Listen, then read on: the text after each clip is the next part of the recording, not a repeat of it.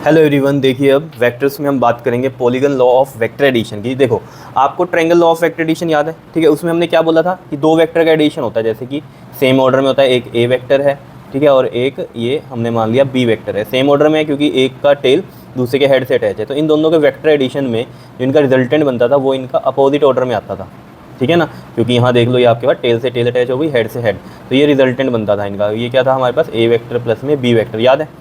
तो ये तो था triangle law of vector addition. अब पॉलीगन लॉ कहाँ लगता है, जहाँ दो से ज़्यादा का एडिशन हो, यानी कि मान लो 3 वेक्टर है या उससे ज़्यादा का जब एडिशन करना हो तो हमारे पास polygon law of vector addition होता है। इसमें भी क्या कहानी है, वही कहानी है। देखो जरा, जैसे मान लो मेरे को हेक्सागन बनाना है, ठीक है, तो एक ये वेक्टर हो गया, एक ये वेक्टर हो गया, और एक पॉलीगन तो पता है ना, कई सारी साइड्स हैं जिसमें जैसे कि हमारे पास ये हेक्सागन होता है, पेंटागन होता है, ये सब, ठीक है। और ये इस तरीके से। अब देखो जरा, यहाँ पर मैंने कहा ये ए वेक्टर, ये बी वेक्टर सेम ऑर्डर में चल रहे हैं, ये सी वेक्टर, ये डी वेक्टर, और ये क्या है, ई वेक्टर, सेम ऑर्डर में। तो इन सब का एडिशन करना है, तो जो इनका रिजल्टेंट होगा वो हमें किस में शो करना पड़ेगा, इनके अपोजिट ऑर्डर में। तो ये जो एक वेक्टर है इन सब का सम यहाँ शो कर रहेगा, ठीक है। तो इसको मैं ई है, ये एफ वेक्टर मान लो, कोई दिक्कत नहीं है, ठीक है। जरूरी नहीं है आर ही लिखना है हमेशा, आप इसको क्या लिख सकते हो, एफ भी लिख सकते हो, ठीक है। तो यहाँ पर यानी कि जो ये रिजल्टेंट है हमारे पास एफ वेक्टर, ये क्या बता रहा है हमें, A vector plus B vector plus C vector plus D vector plus E vector. जैसे कि यहाँ पर ये आर वेक्टर क्या बता रहा था हमें, ए वेक्टर प्लस में बी वेक्टर। अब ये आर की जगह आप सी भी लिख सकते थे, अगर सी लिखते तो सी वेक्टर इक्वल में A vector plus B vector है, तो वो रिजल्टेंट ही। ये पता कैसे चलता है आपको, सेम ऑर्डर वाले यानी कि एडिशन में है, और अपोजिट ऑर्डर वाला यानी कि उनका रिजल्टेंट। अभी देखो सेम ऑर्डर है, ये head tail head tail head tail, है ना। यहाँ पर देख लो हेड है और ये टेल है, सेम ऑर्डर में है ना। एक का हेड एक की टेल अटैच है, तो वो सेम ऑर्डर होता है। और अपोजिट ऑर्डर क्या है, हेड से हेड और टेल से टेल, तो ये अपोजिट ऑर्डर हो गया। क्लियर है इतनी बात। ये जैसे हेक्सागन में था, हेक्सागन में 6 साइड्स होती हैं, ऐसे आप पेंटागन का भी ले सकते हो। वो कैसे, जैसे मान लो मैंने ऐसे बना दिया पेंटागन, ऐसे बना दिया, ठीक है। अब मान लो इसमें ये मैं बना सकता हूँ, ये ए वेक्टर, ये बना दिया मैंने बी वेक्टर ऐसे, और ये बना दिया मैंने सी वेक्टर, ऐसे भी बना सकते हैं, कोई दिक्कत थोड़ी है। ये डी वेक्टर बन गया, और अपोजिट ऑर्डर वाला हमने ई वेक्टर बना दिया। तो यहाँ पर E vector is equal to में क्या बनेगा हमारे पास, A vector plus B vector plus C vector plus D vector. Clear है। तो कहानी क्या है, ये ट्रायंगल लॉ का ही क्या है, एक तरह से एक्सटेंशन है, ठीक है। उसमें तो हमारे पास लिमिटेशन थी कि 2 ही वेक्टर को ऐड कर सकते हो, यहाँ पर आप 3 उससे ज़्यादा वेक्टर का भी एडिशन कर सकते हो, है ना। 3 का करोगे तो वैसे बात है एक स्क्वायर बनेगा। देखो 3 का एडिशन अगर करना है आपको, तो देखो ज़रा, ए वेक्टर हो गया, ये बी वेक्टर हो गया, ये सी वेक्टर हो गया, 3 वेक्टर का एडिशन हो गया, और अपोजिट वाला एक डी वेक्टर, रिजल्टेंट बन जाएगा इनका। क्लियर है। तो ये बन गया हमारे पास D vector is equal to में ए वेक्टर प्लस में बी वेक्टर प्लस में सी वेक्टर। क्लियर है। इस तरीके से कर सकते हैं, ठीक है। तो यहाँ पर यही हमने लिखा हुआ है इनकी स्टेटमेंट में, क्या कि if some vectors represent the sides of a polygon, ठीक है। कुछ वेक्टर साइड्स बता रहे हैं पॉलीगन की इन सेम ऑर्डर में, तो उनका जो सम होगा वेक्टर्स का रिप्रेजेंट करेंगे हम by the last side of the polygon in opposite order. देख लो जरा, ये सेम ऑर्डर में थे साइड्स ऑफ द पॉलीगन, और लास्ट साइड इनके अपोजिट ऑर्डर में क्या बता रही है, उसका रिजल्टेंट बता रही है, ठीक है। तो जो सम है इन वेक्टर्स का वो कौन रिप्रेजेंट कर रहा है, last side of polygon in opposite order, जिसको हम रिजल्टेंट बोलते हैं। क्लियर है इतनी बात, ठीक है। और जो मैंने आपको कहानी बताई थी कि this law is basically extension of triangle law, triangle law का ही क्या है, एक्सटेंशन है। और with the help of polygon law we add 3 और मोर देन 3 वेक्टर्स, ठीक है। ये मैंने अभी आपको बताया, ठीक है, क्योंकि ट्रायंगल लॉ में तो 2 ही वेक्टर ऐड कर सकते हो, और पॉलीगन में आप 3 या उससे ज़्यादा भी कर सकते हो, ठीक है। क्लियर है इतनी बात। अब इसमें ना, जैसे आपसे कोई कह दे कि मान लो सब कुछ ही सेम ऑर्डर में हो, तो जैसे मैंने ट्रायंगल लॉ में भी आपको बताया था, सब कुछ सेम ऑर्डर में हो तो तीनों का सम क्या हो जाता है, 0, है ना, ट्रायंगल लॉ में। तो यहाँ पर भी यही कहानी होगी। अगर मान लो यही है हमारे पास, हेक्सागन ही है, ये ए वेक्टर है, ये बी वेक्टर बन गया, ये सी वेक्टर बन गया, ठीक है, ये डी वेक्टर बन गया, ये ई वेक्टर बन गया, और ये एफ वेक्टर बन गया। तो इनमें सबका सम जो होगा, A vector plus B vector plus C vector plus D vector plus में ई वेक्टर। अब ये एफ भी अपोजिट ऑर्डर में नहीं है, सेम ऑर्डर में लग गया, तो plus F vector is equal to कितना हो जाता है, 0 होता है। तो आपको पता ही है पॉलीगन में अगर क्या हो, सब कुछ सेम ऑर्डर में हो सारी साइड्स, ठीक है, तो उन सबका सम क्या होगा, 0 होगा क्लोज पॉलीगन में, ठीक है। सेम ऑर्डर में है तो ये 0 भी होगा। क्लियर है इतनी बात, ये भी आप याद रखना, ठीक है। क्लियर है बात, बताओ समझ में आई कहानी, ठीक है। अब जैसे ये क्वेश्चन है, इसको देख लो जरा, यहाँ पर देखो क्या कह रहा है, कहता है find out O A vector plus O B vector plus O C vector plus O D vector plus O E vector plus में ओ एफ वेक्टर। और ये क्या है आपके पास, एक रेगुलर हेक्सागन है। रेगुलर हेक्सागन का मतलब क्या होता है, सब साइड्स क्या है उसकी इक्वल हैं, ठीक है। और साइड जो है बता दी उसने ए है, मतलब ये सब ए है इनका वैल्यू, ठीक है। क्लियर है। अब यहाँ पर आपको जो पूछ रहा है वो पूछ रहा है ओ ए वेक्टर। अब ओ कहाँ है, यहाँ पर इसके सेंटर में होगा। कहाँ पर होगा, ये गिवन ही होगा आपको, ठीक है।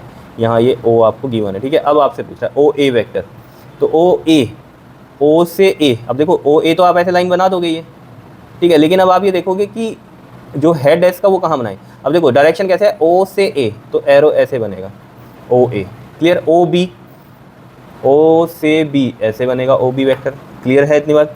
फिर क्या है ओ सी ये बनेगा आपके पास, ठीक है।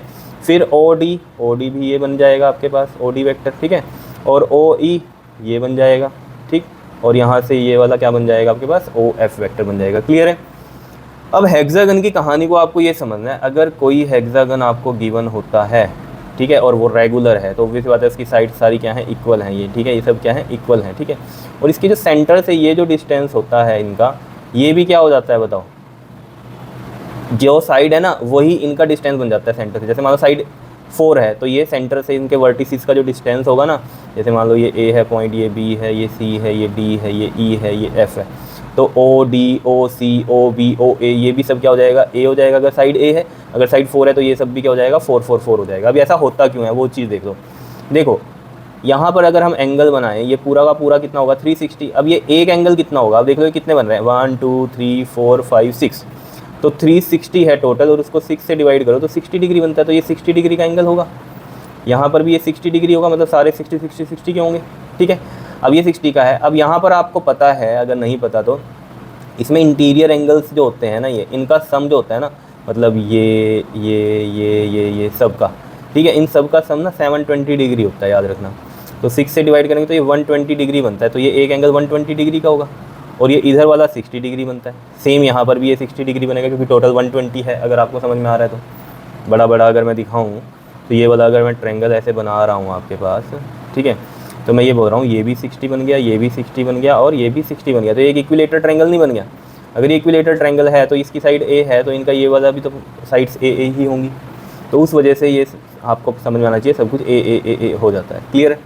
चलो ये तो क्लियर हो गई। अब यहाँ जो मेन बात बतानी है, इसका आंसर बताना है। अब देखो जरा, ओ ए वेक्टर क्या ओ डी वेक्टर से, ओ ए वेक्टर क्या ओ डी वेक्टर से कैंसिल आउट होगा। एक इस डायरेक्शन में, एक उसी के अपोजिट ऑर्डर में है, ठीक है ना, मतलब अपोजिट ऑर्डर बोल रहा हूँ, अपोजिट डायरेक्शन में है, ठीक है ना। ओ ए इस डायरेक्शन में, ओ डी इस डायरेक्शन में, तो डायरेक्शन अपोजिट है और मैग्नीट्यूड इनके सेम है, तो कैंसिल आउट करेंगे। भी दो वेक्टर हैं, एक वेक्टर ये है और एक वेक्टर ये है, ठीक है। इसकी भी वैल्यू ए है और इसकी भी वैल्यू ए है, तो ये कैंसिल आउट नहीं करेंगे एक दूसरे से। बताओ, अपोजिट ऑर्डर, अपोजिट डायरेक्शन वाले जो वेक्टर्स हैं, इक्वल वेक्टर्स हैं और अपोजिट हैं, तो क्या होंगे, ये कैंसिल आउट होंगे। तो ये वाला इससे कैंसिल आउट हो जाएगा, ओ ए ओ डी वाला। और ओ बी वेक्टर जो है ओ ई से कैंसिल आउट हो जाएगा, ये ओ बी ओ ई से कैंसिल आउट हो जाएगा ये वाला, ठीक है, ये अपोजिट ऑर्डर में है, ठीक है, तो ये भी कैंसिल आउट हो गए।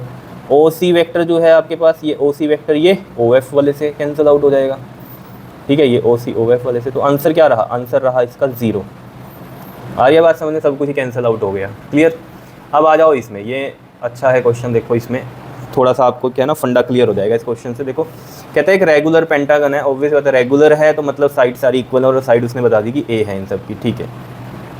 अब आपको कह रहा है यहाँ पर ये कि A B vector plus B C vector plus C D vector plus D E vector plus E A vector का सम बताओ, है ना। अब देखो जरा, यहाँ इन वैक्टर्स का सम बताना है, तो वेक्टर तो बना ही नहीं है यहाँ पर, तो आप बना सकते हो। ए बी वैक्टर है तो यानी कि ए से बी की डायरेक्शन है, बी सी वैक्टर यानी कि बी से सी की डायरेक्शन है, सी डी है तो सी से डी की डायरेक्शन है, डी ई है तो डी से ई की है, और ई ए है तो ये हो गया।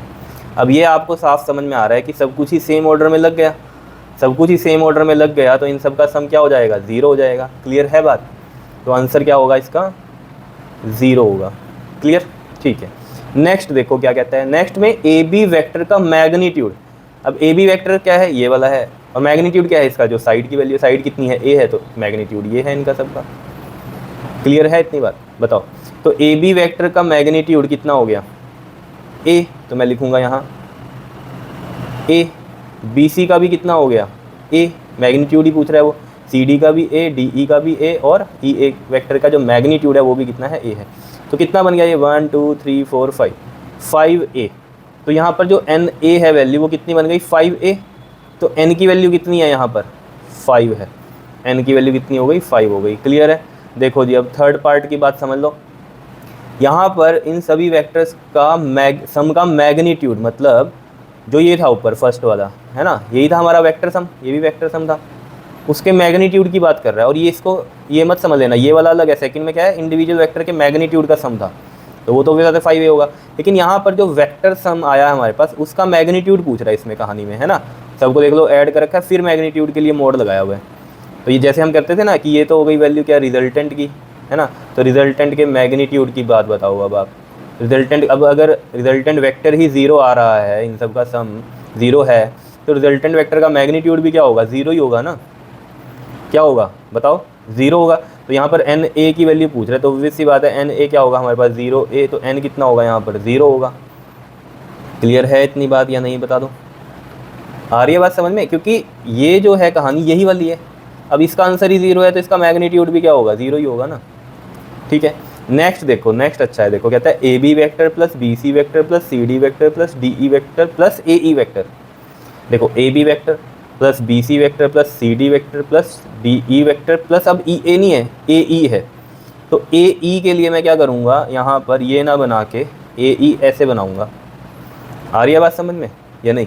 ठीक है, अब देखो जरा यहाँ, अब इसको सॉल्व कैसे करेंगे एन ए की टर्म्स में। देखो मुझे यहाँ से, अगर यहाँ से आप देखो तो इतनी बात तो पता चल रही है, A B vector plus B C vector plus C D vector plus D E vector is equal to क्या होगा, ए ई वैक्टर होगा, क्योंकि अपोजिट ऑर्डर में, तो ये रिजल्टेंट बन गया हमारे पास। तो मैं क्या करूँगा यहाँ पर फोर्थ में, इन सब को तो मैं लिख लूँ ए ई वैक्टर, क्या लिखूँगा, ए ई वैक्टर।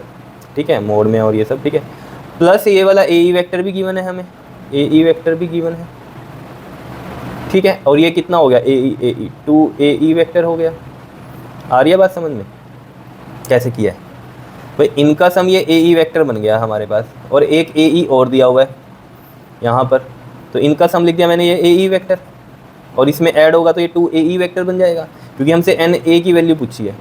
तो टू ये हो गया हमारे पास या नहीं हो गया, बता दो जल्दी से बताओ, ये हुआ कि नहीं हुआ। अब यहाँ पर अगर आप देखोगे ये ए ई वैक्टर क्या है, ये साइड ही तो है, इसका मैग्नीट्यूड है ए, तो मैं ये टू ए लिख सकता हूँ, और इसको एन ए से कंपेयर करो तो ये एन क्या आ गया, यहाँ से टू आ गया। आ रही है बात समझ में या नहीं। तो यहाँ पर ये एन क्या आ गया, टू आ गया, इसमें ये ज़ीरो था, ये 5 था, ये 0 था। क्लियर है, बताओ आया समझ में क्वेश्चन। अभी और भी करेंगे इसके पॉलीगन से रिलेटेड क्वेश्चन हम, ठीक है, तो और फंडे क्लियर हो जाएंगे। क्लियर, लेकिन ईजी है। लेकिन एक चीज़ ध्यान में रखना, जैसे आपको पूरी फिजिक्स में जो है ट्रायंगल लो, पैरेललोग्राम लो, ये तो सब कुछ ज़रूरत पड़ने वाली आगे, है ना। जैसे पॉलीगन लो है, तो पॉलीगन लो बस इसी चैप्टर में आपको ज़रूरत है, इतनी आगे ज़रूरत नहीं पड़ती इसकी। लेकिन हाँ, क्वेश्चन पूछ लेते हैं इसमें से भी आपसे, ठीक है। लेकिन जैसे हम कहें ना कि एक बेसिक बात, वो ट्रायंगल लो और पैरेललोग्राम लो जो है वो यूज़ होता है मोस्टली आपका आगे भी। Clear, okay, thank you.